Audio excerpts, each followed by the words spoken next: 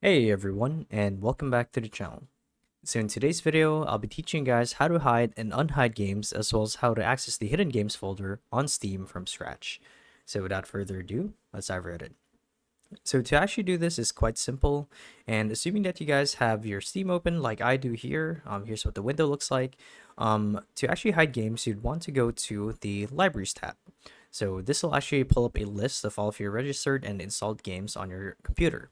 So if I were to click on Library, like so, and hit Home, it'll take me to this page right here. Now let's say that I have a game that I want to hide from my Steam profile. I don't want people to know that I'm playing this game. It could be something not user friendly, or it's something that you want to keep private.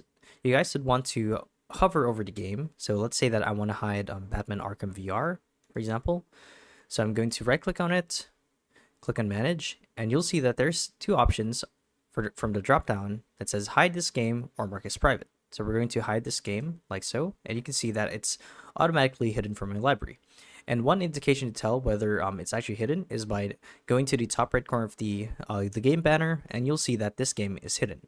So if you read it, it says hidden games will not show in your library unless searched for. You can view all hidden games from the top view menu.